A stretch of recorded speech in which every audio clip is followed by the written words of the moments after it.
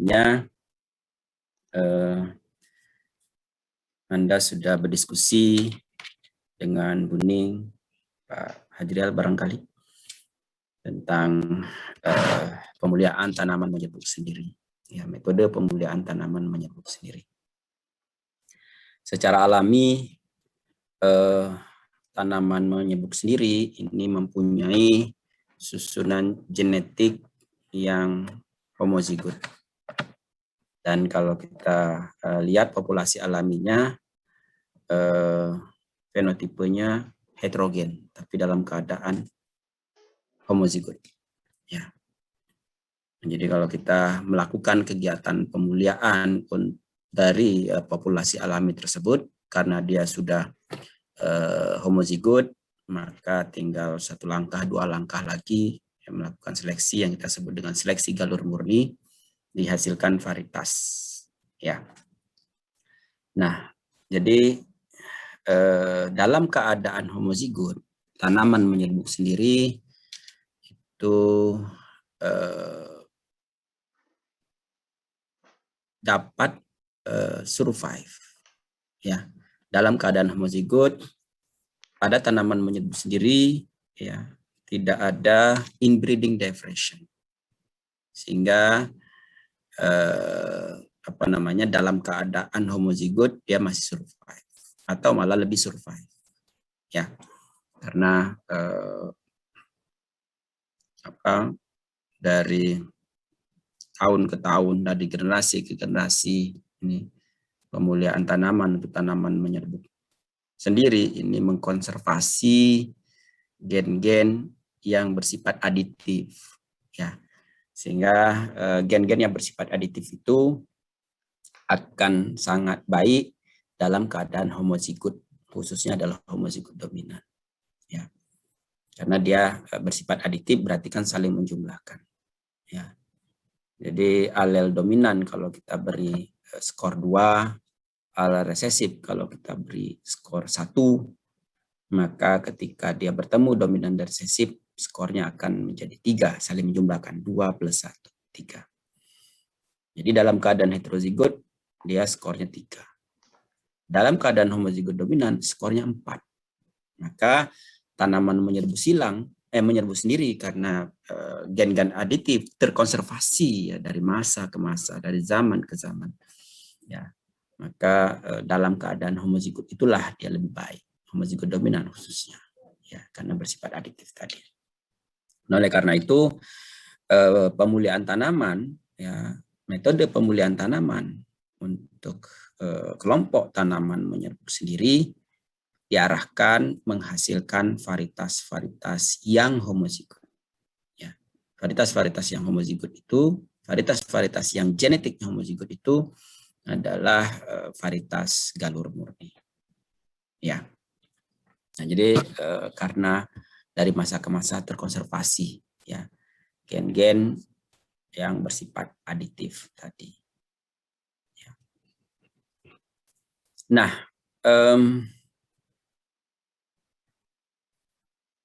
apa yang disebut dengan tanaman menyerbu sendiri? Kelompok tanaman menyerbu sendiri itu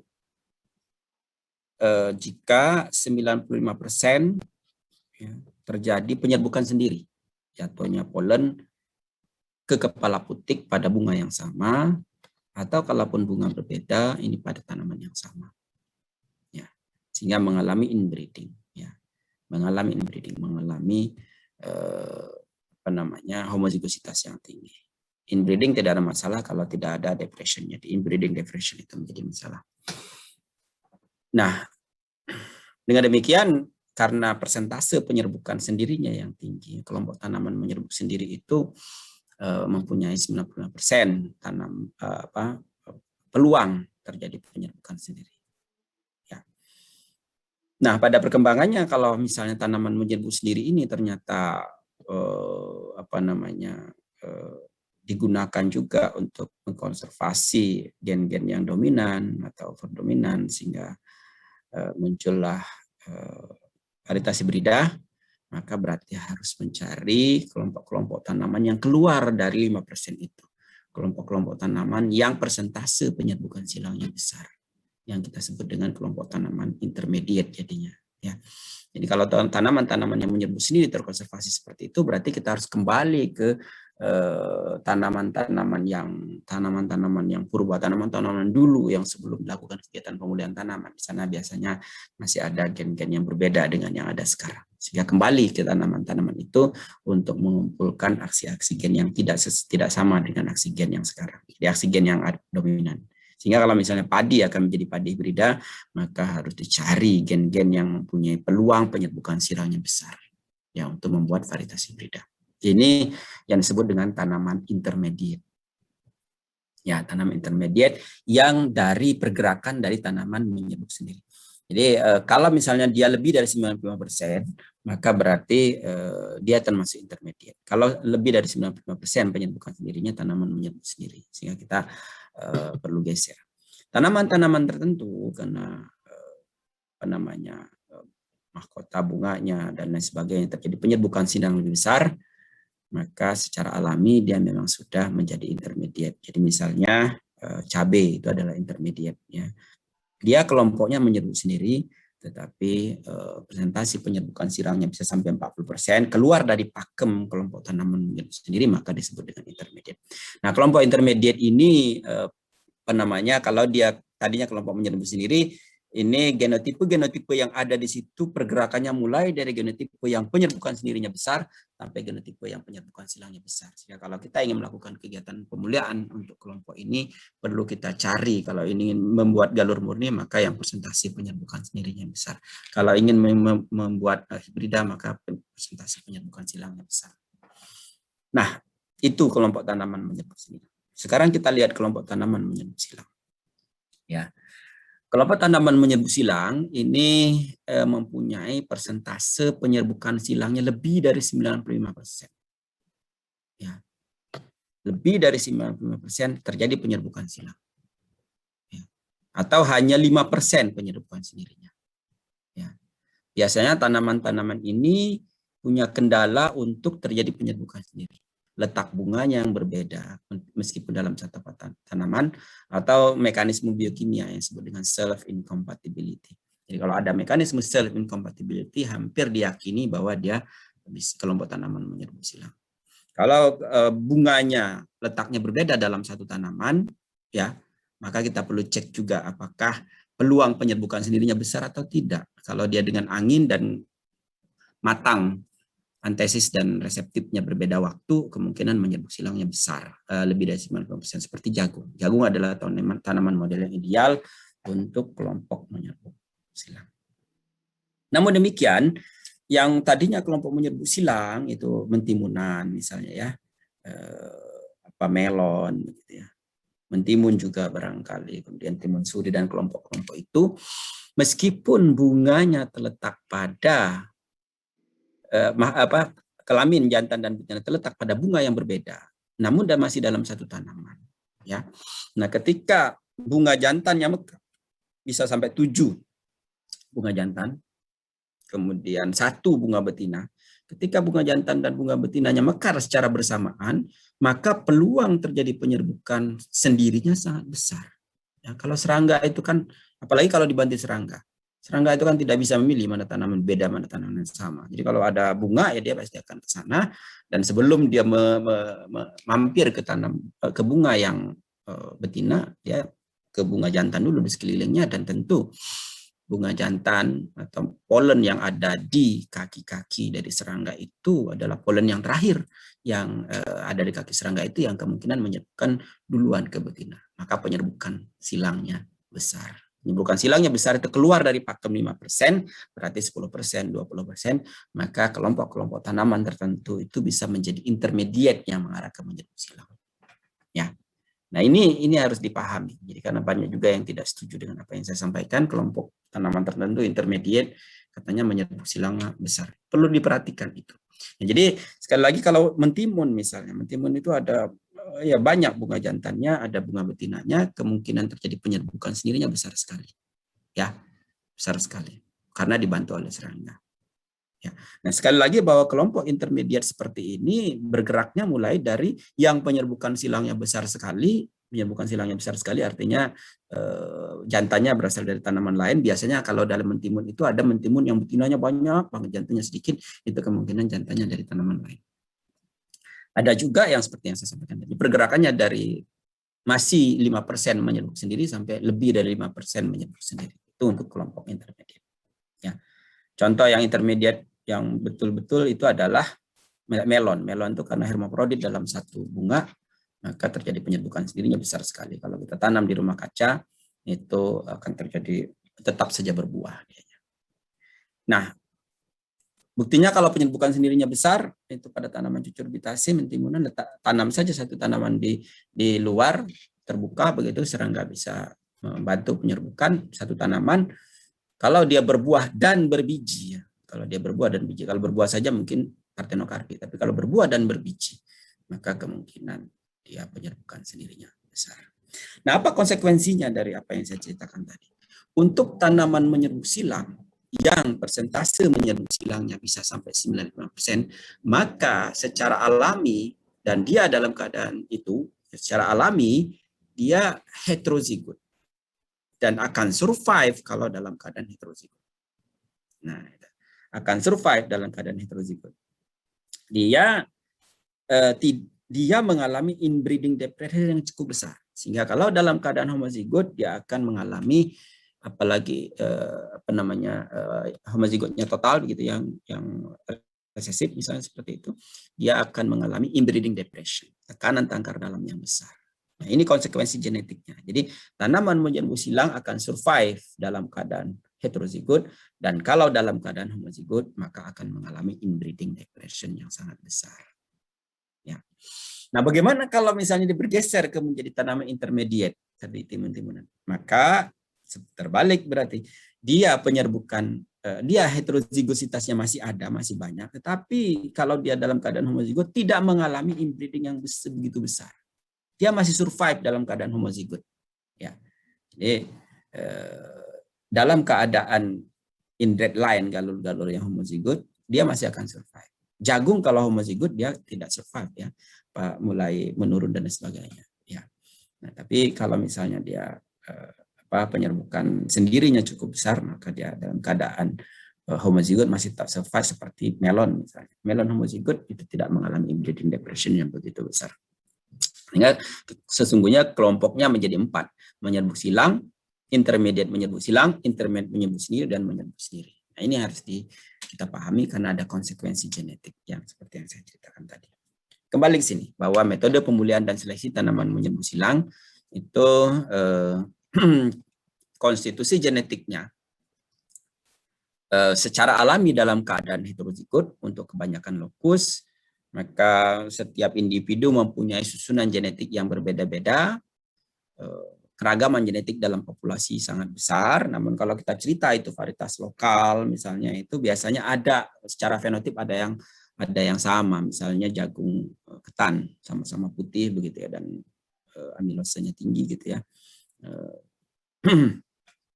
Ciri dari itu, tapi secara genetik dia heterozigot dan heterogen. Ya, heterogen itu untuk beberapa karakter, misalnya tinggi tanaman tidak terlalu seragam, gitu ya, atau jumlah tongkol tidak terlalu seragam, ya, dan lain sebagainya.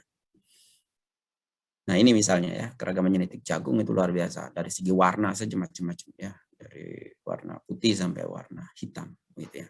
Jadi populasinya heterogen secara alami, kemudian heterozigot, kemudian gametnya juga kemungkinan berlawanan, progeny individu tidak seragam heterozigot, dan ada inbreeding depression. Ini ciri dari tanaman menyerbuk silang.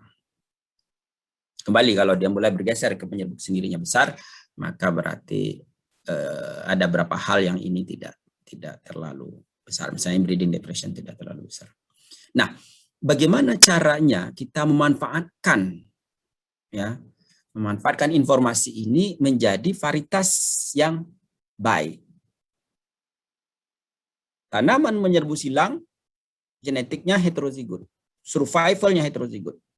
Kalau dia homozigot mengalami inbreeding depression. Dengan demikian maka arah varietasnya yang akan dirakit itu harus dalam keadaan heterozigot. Kalau tidak dia mengalami inbreeding depression, tidak akan bagus penampilannya. Ya.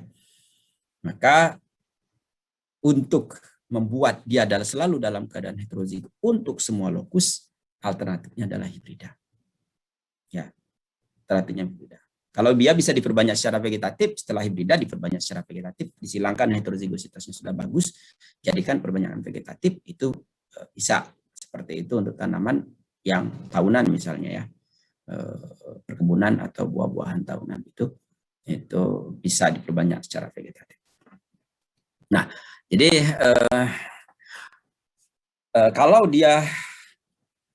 arahnya adalah ke heterozigositas total, maka harus hibrida. Atau kalaupun tidak, maka varietasnya bersari bebas. Heterozigositas sudah banyak, hampir semua lokus itu ada, tetapi tidak betul-betul semua lokus gitu ya. Maka varietas bersari bebas. Jadi varietas untuk tanaman menyerbu silang itu bisa hibrida, bisa bersari bebas. Ya, tidak ada alternatif untuk varietas galur murni. Karena varietas galur murni itu berarti genetiknya homozigot untuk semua lokus. Nah, jadi bagaimana caranya agar pada generasi yang kita tanam itu dalam keadaan heterozigot, ya. Jadi varietas baru yang seragam total itu dalam keadaan varietas si hibrida. Ini varietas jagung manis misalnya, ada jagung ketan semuanya kuning gitu. Ini harus kita lihat juga. Jadi ada beberapa gen yang harus dalam keadaan homozigot resesif.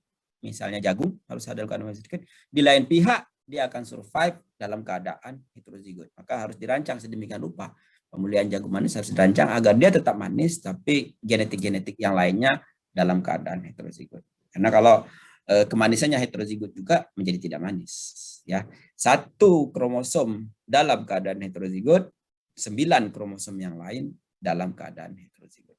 1 kromosom dalam keadaan homozigot resesif ini untuk mengendalikan kemanisan, kromosom yang lain 9 kromosom yang lain karena 10 kromosom jagung itu dalam keadaan heterozigot. Ya. Ini juga begitu. Jagung ketan itu dalam keadaan homozigot resesif, dia akan putih dan pulen, ya. Jagung hitam misalnya dan lain sebagainya. Ada pertanyaan? Dari sini.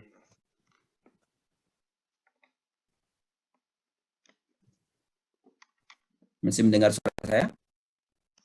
Masih, Prof. Masih, Prof. Ya, oke. Sampai saya sudah ngomong berjam-jam.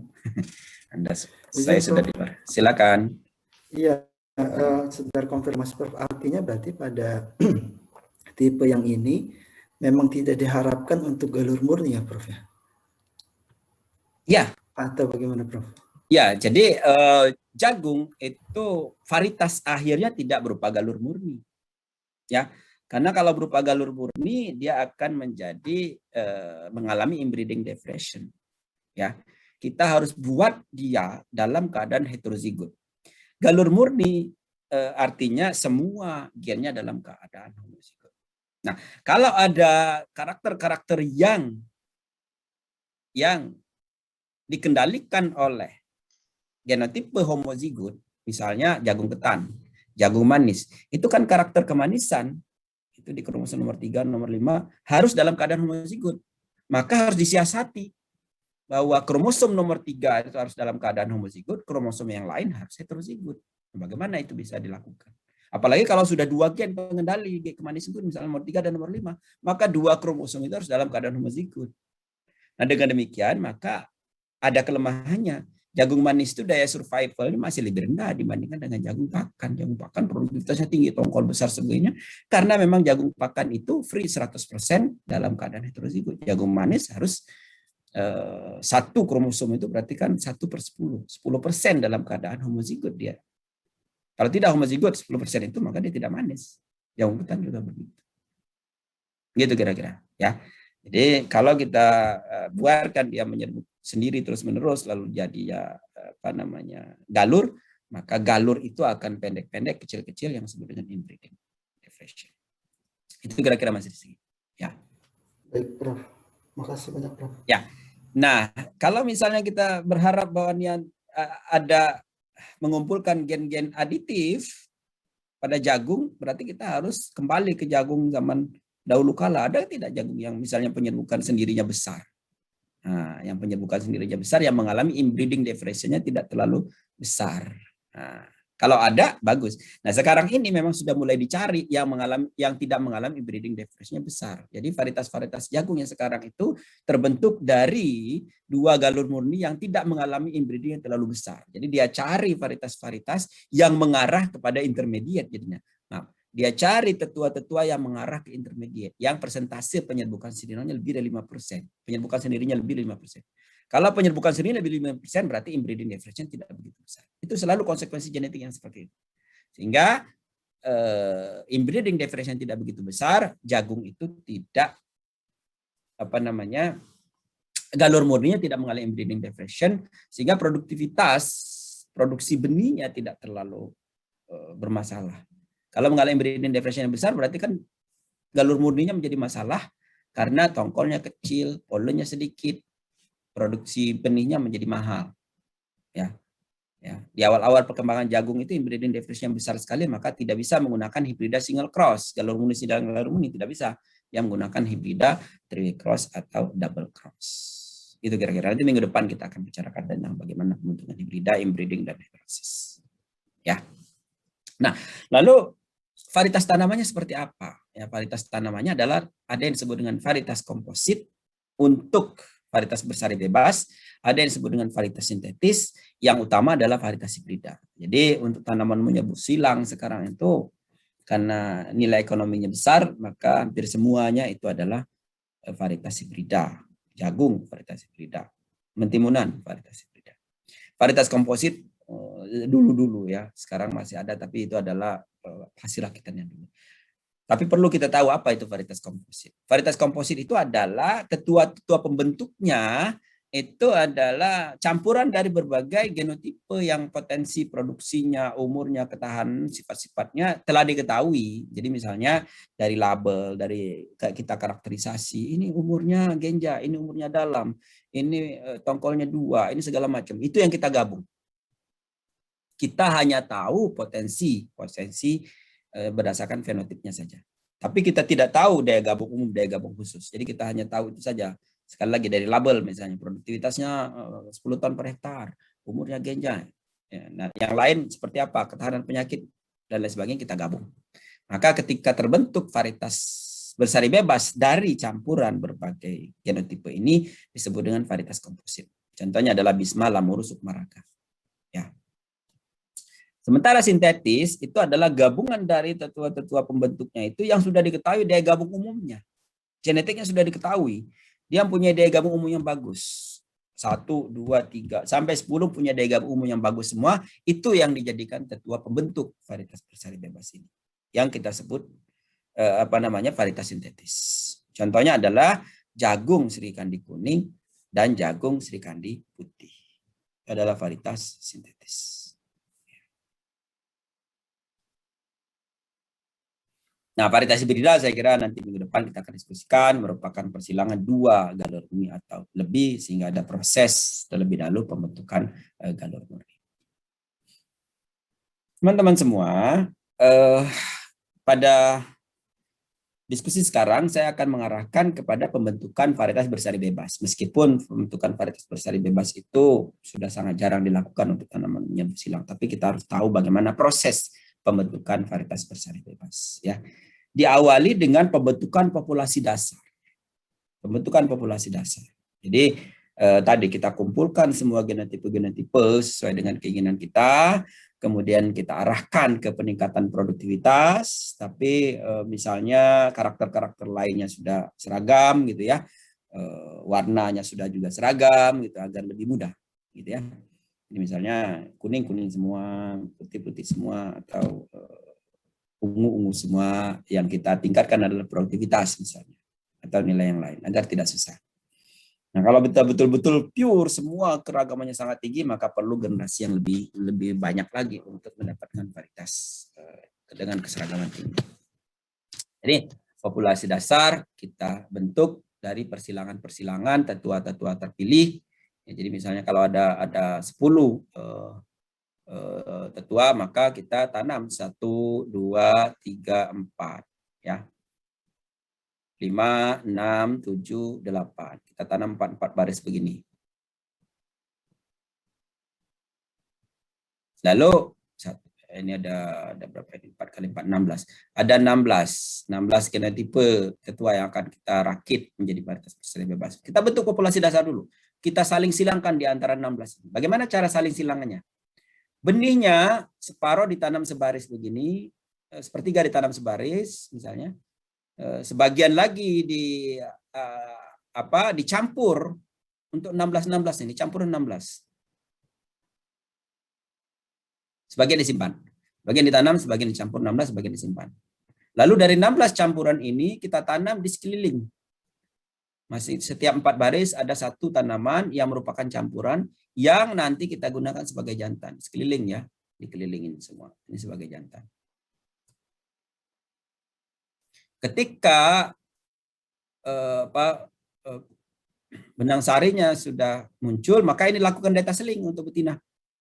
Jantannya betul-betul dari campuran dari benih-benih yang 16 tadi. Begitu. Ya. Lalu kemudian terjadi saling silang di antara mereka. Tidak terjadi selfing di sini. Setidaknya terjadi saling silang walaupun dia sumbangan benih di sini, silangan antar saudara. Ya, tidak terjadi selfing. Ya, panen lagi barisan ini. Masing-masing baris panen lagi, jadikan 16 lagi. Ya, tidak 16 betulnya bisa 100 ya. Kemudian saling silangkan lagi. Ya, panen lagi, saling silangkan lagi. Panen itu artinya panen, simpan, campur, tanam. Simpan, campur, tanam. Saling silangkan lagi. Kapan kita berhenti saling silang? Ketika antar baris-baris ini sudah tidak bisa dibedakan genotipenya karena bercampurnya itu. Ya, sudah tercampur semuanya. Ya. Jadi setiap ini kan tadinya barisnya mempunyai karakter sendiri-sendiri setiap genotipe itu. Ya, ada yang tongkolnya 2, ada yang tongkolnya 1, sebaris tongkolnya 1, sebaris tongkolnya 2, sebarisnya lagi tongkolnya lebih banyak, misalnya dan seterusnya. Kemudian pada siklus kedua masih tetap seperti itu, siklus 3, siklus keempat baris pertama yang tadinya tongkolnya 2 sudah mulai ada tongkol 1, ada tongkolnya 3. Baris kedua yang tadinya tongkolnya 1 sudah ada tongkol 2, tongkol 3. Terus sampai baris ke-16 sudah seperti itu semua. Tidak bisa dibedakan satu dengan lain. Maka itulah yang disebut dengan populasi dasar. Tidak bisa dibedakan antar genotipe. Semua sudah beragam semua. Itu yang disebut dengan populasi dasar. Dari populasi dasar itulah nanti kita akan melakukan kegiatan metode berikutnya, metode seleksi untuk tanaman yang menjenuh silang. Ya, nah ini didasarkan pada populasi asalnya, ya, dan seterusnya, sehingga metodenya itu ada seleksi massa, seleksi tongkol ke baris, seleksi berulang daya gabung umum, berulang daya gabung khusus, berulang resiprok, dan seleksi silang banyak. Ya, tergantung dari dasar seleksinya, apakah fenotipe atau ada uji keturunan, ya. Kemudian pengendalian penyerbukannya, apakah salah satu tetuanya diketahui, apakah ada uji keturunan dan sebagainya, maka kita akan lihat bahwa metode pemulihan menyerbu silang untuk menghasilkan varietas perselai bebas dari ini. Nah, Bapak Ibu semua, ini ini sangat berbeda dengan tanaman menyerbu sendiri. Kalau tanaman menyerbu sendiri, semakin dia homozigot, F8, F9, F10, F11, F12, sampai nama pesawat F16, begitu ya. Itu semakin baik. Semakin homozigot, semakin baik. Ya, semakin homogen, semakin seragam. Tanaman menyerbu silang tidak demikian. Ya, hati-hati. Jadi karena nantinya ada siklus-siklus tadi, siklus pemuliaannya, maka bisa ada puncak produktivitasnya atau karakter yang kita harapkan. Misalnya pada garis ini, pada garis yang ini,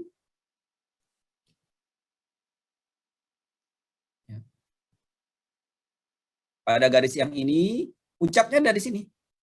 Ada pada siklus ke-7. Setelah siklus ke-7 produktivitasnya turun, sehingga kita harus melepas varietas di siklus ke-7. Yang ini pada siklus ke-3 misalnya puncaknya. Maka kita harus lepas siklus ke-3. Kalau yang ini siklus pertama sudah mulai turun, gitu. Ya, mulai turun. Sehingga berbeda-beda iramanya. Ya, kenapa sudah mulai crowded? Karena sudah mulai ada yang homozigot di sini. sehingga mulai turun produktivitas. Apalagi ini. Kalau dia sudah bagus, ini sudah bagus, 12 ton per hektar, berarti ini bisa dilepas varietasnya pada siklus ke-7. Nah, kalau sudah mulai kita lepas varietas pada siklus ke-7, maka varietas berseri bebas di siklus ke-7 ini tidak boleh lagi ada seleksi, tidak boleh lagi ada mutasi, dan populasi harus besar begitu ya, sesuai dengan hukum Hardy-Weinberg. Ya, tidak boleh ada seleksi, tapi kalau ada off-type bisa dibuang. Tidak boleh ada migrasi, tidak boleh ada tercampur dengan genotipi-genotipi lain lagi. Nah, itu menjadi varietas berseri bebas. Ya. Kalau ini karena produktivitas transisi rendah, sementara sudah mulai turun, ini karena ditambah seleksi namanya siklusnya, maka ini harus diimprove lagi, dikawinkan lagi, harus cari lagi ya genetik dari luar populasi agar dia naik. Ya, kalau tidak ini tidak bisa dilepas karena masih rendah produktivitasnya, pembandingnya lebih tinggi. Varietas-varietas sudah dilepas lebih tinggi, jadi nggak bisa kita lepas. Ya. Ada pertanyaan sampai di sini? Prof, izin bertanya. Silakan. Dimaksud UCA, SCA, DSF itu apa ya, Prof? Kalau boleh tahu. Ini SCA, UCA, DSF itu adalah nama kelompok populasi itu. Nanti di metode kuantitatif pemulihan tanaman, Pak Ajrial ini akan diberi data. Itu masing-masing kelompok data hasil perakitan varietas dari populasi dasar itu. Ya, jadi ada yang disebut dengan UCA, ada yang disebut dengan SCA, ada yang disebut dengan DSF. Nama sebetulnya, ada uraiannya ya. Nanti di metode kuantitatif pemulihan tanaman ada uraian dari singkatan itu. Ada kepanjangannya. Ya. UCA itu apa, SCA itu apa, DSF saya lupa apa kepanjangannya, tapi itu menunjukkan kelompok dari populasi-populasi yang hasil perakitan ini. Itu ya kira-kira Mas Andi. Prof, izin bertanya lagi, Prof. Ya. Kepada yang seksi yang paling tinggi itu, yang X silang itu kan pelepasannya di apa? Generasi ke-7. Ke-7. Ya, siklus ke-7 ya. Iya, Prof. Itu maksudnya itu apa? Nanti perbanyakannya gimana ya, Prof? Apakah perbanyakan yang dari 7 itu diperbanyak atau gimana? Saya agak bingung. Apakah yang maksudnya kan ya kalau 10 kan semakin turun seperti itu, Prof? Ya. Nah, ini uniknya menyerbu silang. Kalau Anda selesai melakukan kegiatan di siklus 1, siklus 2, siklus 3, siklus 4, kalau belum diseleksi, dievaluasi, maka ini harus disimpan benihnya. Kita belum evaluasi. Kalau kita mau evaluasi serentak begini, ya. Atau sudah dievaluasi di sini memang produktivitasnya misalnya masih ada peningkatan, maka nggak apa-apa kita terus. Tapi kalau sudah mulai turun, kita harus mundur pada populasi sebelumnya, gitu ya. Jadi kalau setiap siklus dievaluasi, kita ketahuan ini masih meningkat, oh masih bisa kita improve lagi. Tapi kalau sudah mulai turun di siklus ke-8 sudah mulai turun, maka kita akan kembali ke siklus ke-7. Kita ambil lagi benih-benih yang kita seleksi di musim sebelumnya. Paham ya?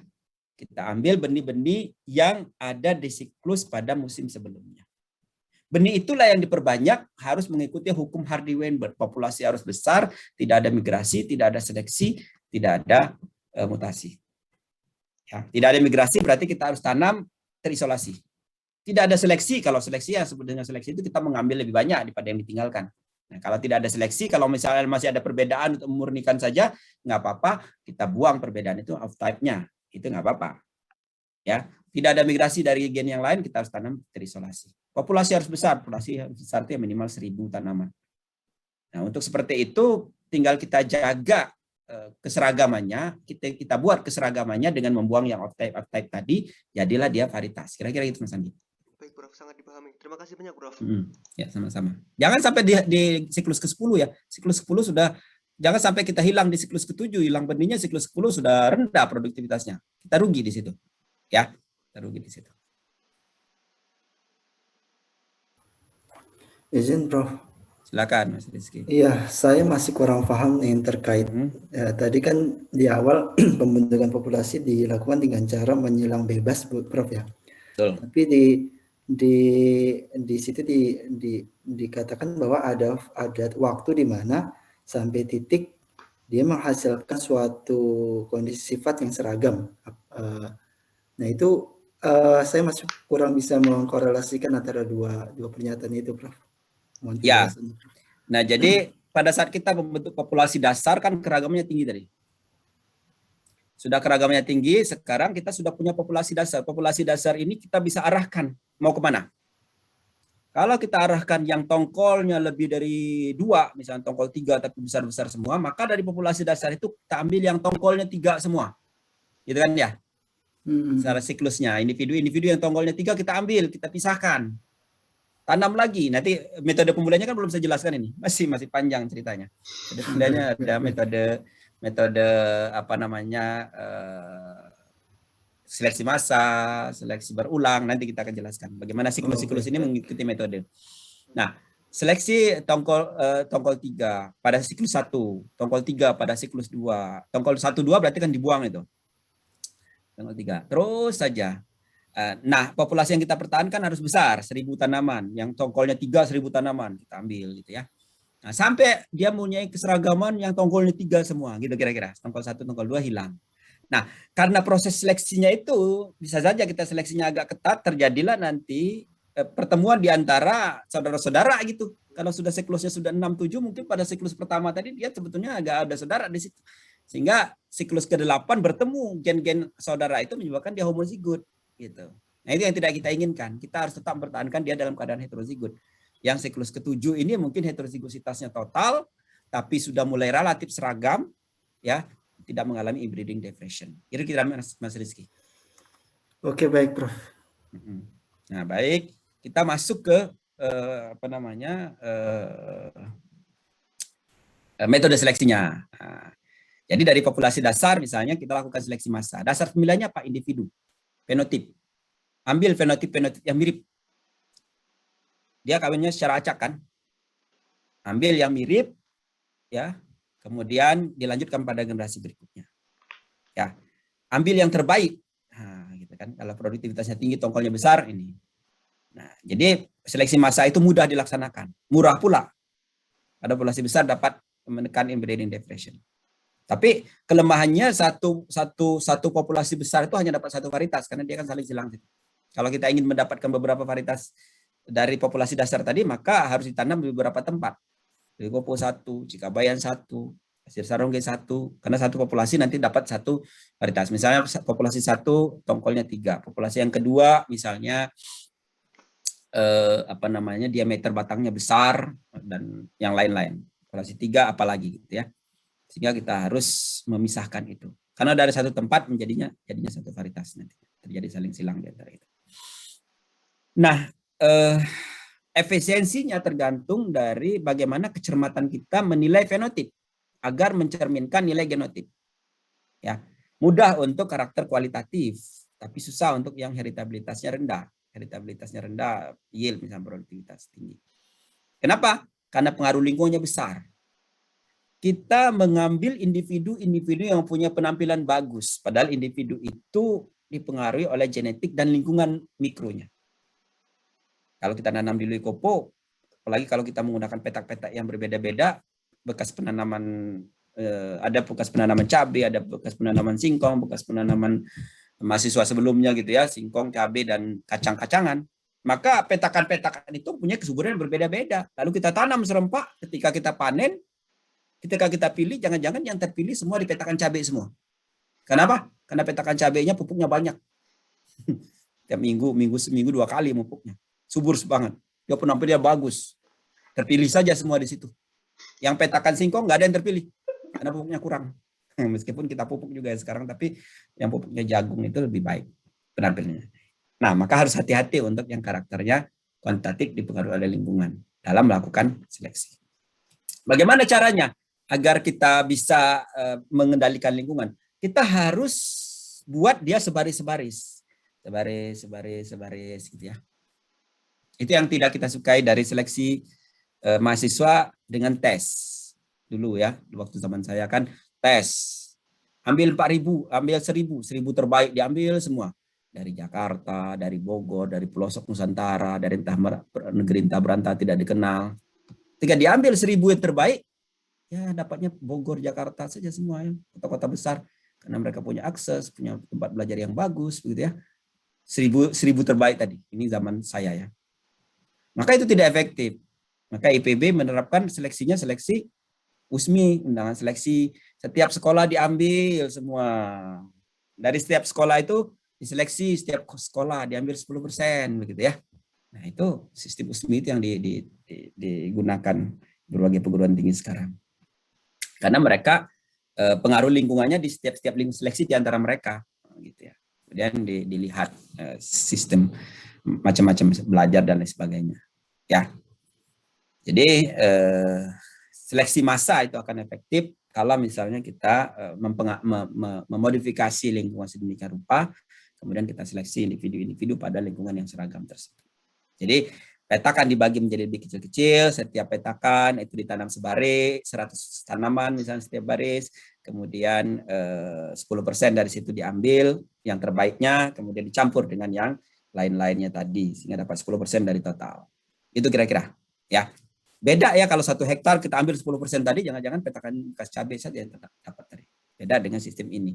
Kita bagi-bagi, lalu kita ambil 10% masing-masing si petakan kecil tadi, sehingga secara total tetap 10%, tetapi lalu dia mewakili lingkungan-lingkungan mikro tadi. Kira-kira itu ya.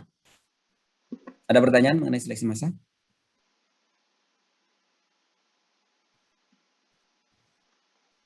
Tidak ya. Yang berikutnya adalah seleksi tongkol ke baris.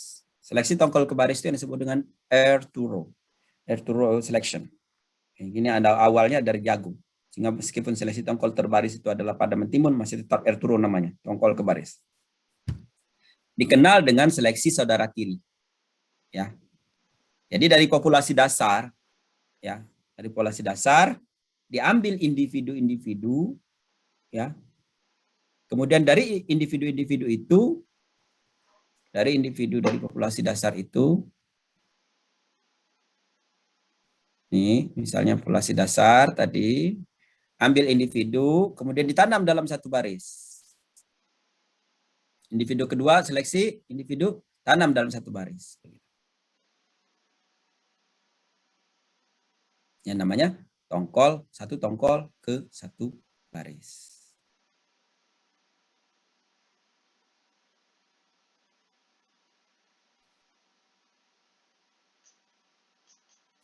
Nah, jadi efektif untuk sifat yang heritabilitasnya tinggi bisa dimodifikasi dengan penekanan pada penggunaan ulangan dan uji keturunan. Nah, itu. Ya. Jadi uji keturunan dimaksud di sini adalah kalau ini tongkol terpilih ditanam ke baris, ya. Tongkol terpilih ditanam ke baris. Ya, maka kita modifikasi dengan menanam dengan apa namanya menguji dalam satu siklus. Jadi dari satu tongkol ini sepertiga untuk ditanam, sepertiga untuk 2/3 untuk disimpan. Sepertiga saja ditanam. Ya, misalnya dapatnya 100 baris. Atau jangan 100, 1000 baris. 1000 baris. Nah, dari 1000 baris itu, lalu kemudian dievaluasi. Kan ini kan saling silang di antara mereka, populasi dasar itu. Dievaluasi. Kira-kira yang mempunyai penampilan bagus yang mana? Karena kalau terjadi saling silang di antara mereka, berarti kan bapaknya banyak tuh. Nah, kalau bapaknya banyak, anaknya tetap bagus, berasal dari ibu ini, maka berarti ibu punya daya gabung yang bagus. Seleksi, diambil, misalnya ternyata barisan ini yang bagus. Barisan ini yang bagus, barisan ini yang bagus. Dapatlah misalnya 200 baris yang bagus kalau 20%. 200 baris yang bagus ini kemudian ditelusuri lagi induknya. Ini kan berasal dari tanaman ini misalnya. Terpilih. Ditelusuri lagi kan 2/3 disimpan. Maka sepertiga ditanam ulang, tanam ulang. Yang 200 tadi ditanam ulang. Gitu ya. Berarti kan yang punya anak-anak yang bagus itu induknya diambil lagi, benihnya ditanam ulang, terjadi saling silang di antara 200 ini. Baru kemudian hasil saling silang di antara 200 itu ditanam lagi, kita seleksi individu lagi. Itu satu siklus. Yang disebut dengan satu siklus. Ya, tadi kan ada siklus sampai siklus 10. Itu satu siklus. Kapan berhentinya? tadi kalau misalnya produktivitasnya sudah maksimum, ya sudah mulai seragam, ya dan lain sebagainya. Itu adalah tahapan seleksinya ini. Ini ya.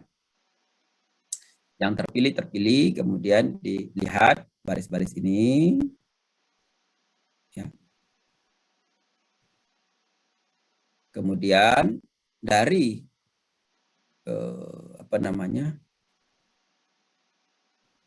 dari individu-individu terpilih, jika individu terpilih 1, 2, 3, 4, maaf, bukan individu ya, dari populasi-populasi terpilih ini garis besar, kita kembali lagi ke asal muasalnya ini,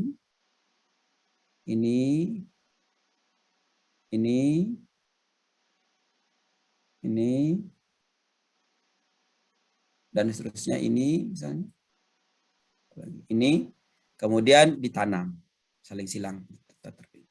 Itu kira-kira. Itu namanya tongkol ke baris.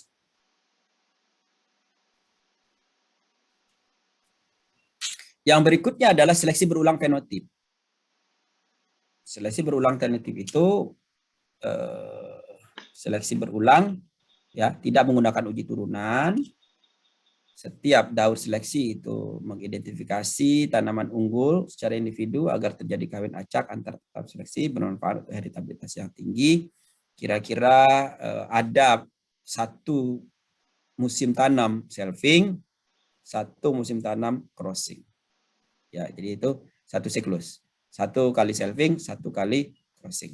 Ini individu-individu dari populasi dasar ditanam di sini. Kemudian dilakukan selfing, individu-individu itu. Dari individu-individu selfing ditanam dalam 1 baris. Ya, individu-individu terpilih dan selfing tanam 1 baris. Nah, kemudian barisan-baris ini diharapkan terjadi saling silang. Agar tadi terjadi saling silang murni, maka setiap 4 baris ditanam penjantannya, kelilingnya. Dari mana penjantannya? Penjantannya adalah campuran dari tadi benih-benih ini. Sepertiga ditanam, sepertiga dijadikan penjantan, sepertiga disimpan. Ya, hasil seleksi dan selfing tadi sepertiga ditanam, sepertiga disimpan, sepertiga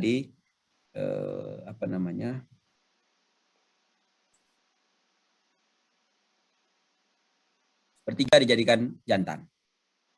Nah, kembali kita lakukan data seling, terjadi saling silang, maka dari hasil saling silang ini, ya, kemudian kita campur, tanam lagi individu-individu.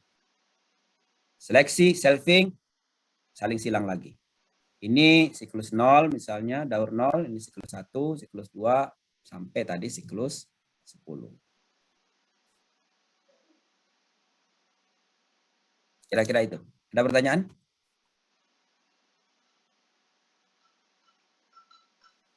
Prof, izin bertanya, Prof. Silakan. Untuk yang tadi, Prof, yang masih yang seleksi Arturo. Mm-hmm. Jadi nanti yang pas proses terakhir yang saling silang itu, Prof, berarti yang dari populasinya itu kita langsung campur saja ya, Prof, di satu lahan tersebut, atau dibariskan lagi, Prof? Sebaiknya dibariskan agar saling silangnya terkontrol. Jadi akan mirip itu tadi, berarti mirip seleksi berulang fenotip ya.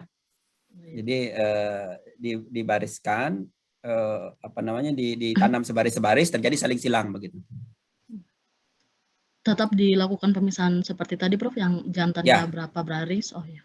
Akan lebih baik seperti itu agar saling silangnya betul murni begitu. Oh ya. Nah, Baik, kemudian Prof, ditanam pada generasi berikutnya, terjadi saling silang, kemudian ini. Jadi ini Arturo itu adalah di depan. Arturo itu bisa digunakan untuk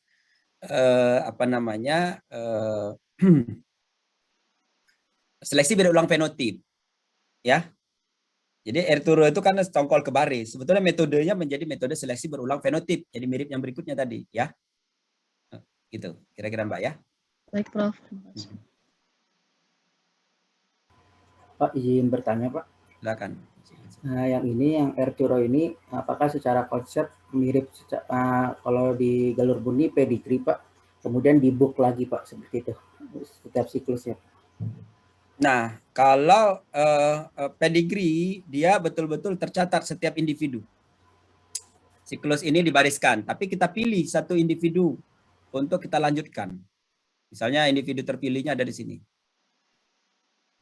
Dibariskan lagi gitu. Jadi ini misalnya individu nomor 4. Ini individu nomor 5. Maka dia strip 4, strip 5 gitu. Terus saja nanti diambil pilih individu, misalnya kalau sudah mulai seleksi family berarti seleksi family. Terus tidak ada proses saling silang di antara ini. Kalau seleksi pedigree. Kalau pedigree itu betul-betul dia terjadi selfing, kemudian kita pilih individu itu dilanjutkan ke baris, individu dilanjutkan ke baris, terus begitu seterusnya, sehingga tanda strip ini menunjukkan nomor-nomor individu. Itu seleksi pedigree. Sementara seleksi Arturo tidak ada penomoran.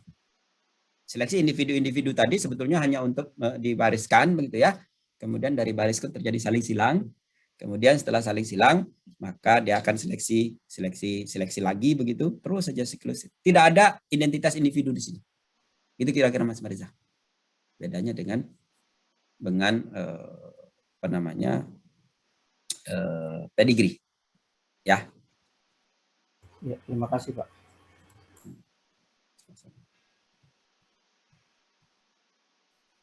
Seleksi daya gabung umum.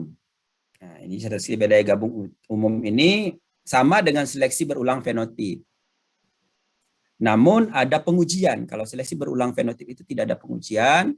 Ini seleksi saling silang, seleksi selfing gitu ya. Kemudian saling silang. Kalau daya gabung umum ini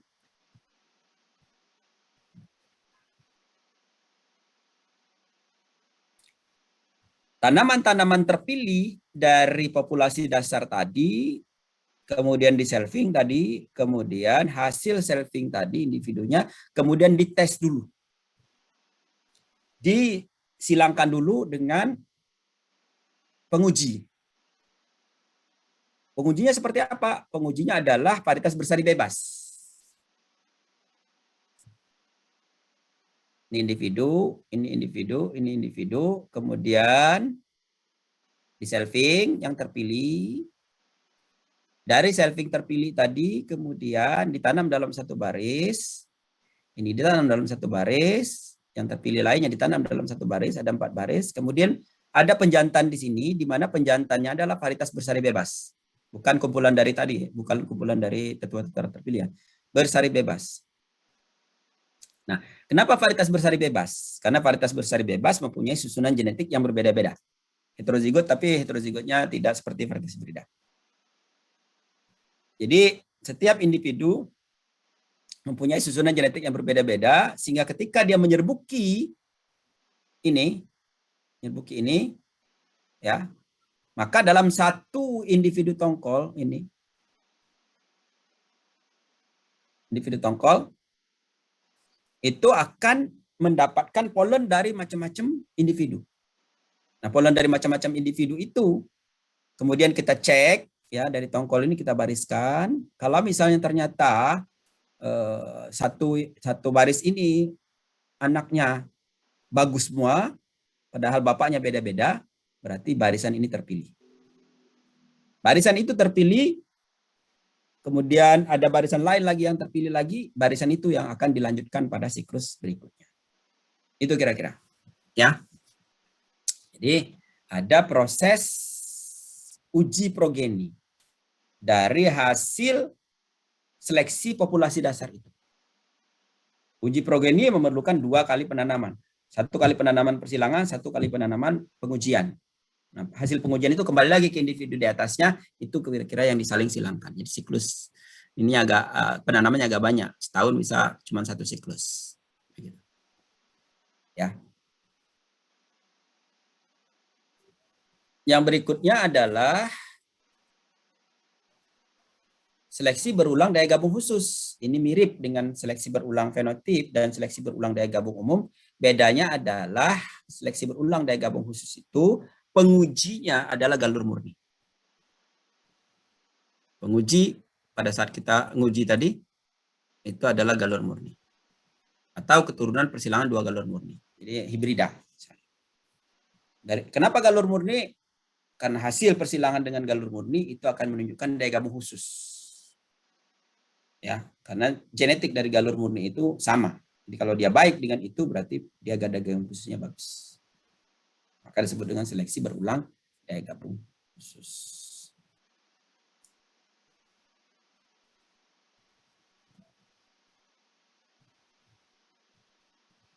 Yang berikutnya ini yang terakhir, seleksi berulang resiprokal. Seleksi berulang resiprokal itu adalah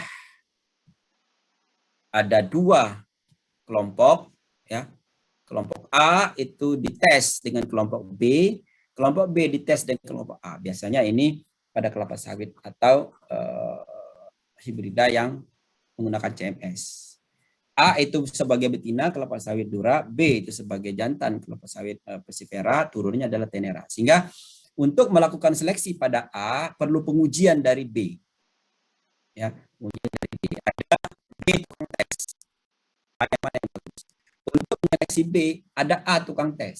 Sehingga B mana yang bagus. Terus saja siklus berikut, siklus itu dites akhirnya mengerucut kepada kira-kira A dan B yang mana yang terbaik. Mereka dipertemukan. Ya. Jika menghasilkan turunan yang baik, maka itu berarti calon paritasnya. Ya, calon paritas. Tapi yang disebut dengan recurrent reciprocal recurrent selection, seleksi berulang resiprokal, itu adalah karena ketua betina dan jantannya dilakukan seleksi berulang, lalu masing-masing ada pengetes dari lawannya masing-masing. Itu kira-kira ya, Pak Ibu. Saya harus selesai jam 9 masalahnya. Saya ditunggu untuk kegiatan lain. Ada pertanyaan?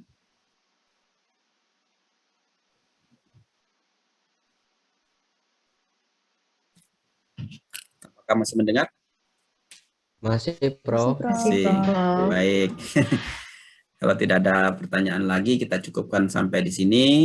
Sampai ketemu minggu depan, dan mohon dipelajari slide-nya, kalau nggak salah sudah ada di course ya, itu biasa ID LMS IPB ya. Kalau ada pertanyaan atau kalau ada yang ingin didiskusikan lebih lanjut, minggu depan kita akan diskusikan lagi ya, dengan lebih leluasa. Ya, kita cukupkan sampai di sini. Terima kasih atas perhatian semuanya. Assalamualaikum warahmatullahi wabarakatuh. Selamat pagi. Waalaikumsalam warahmatullahi wabarakatuh. Terima kasih, Prof. Terima kasih. Terima kasih, Pak. Ya.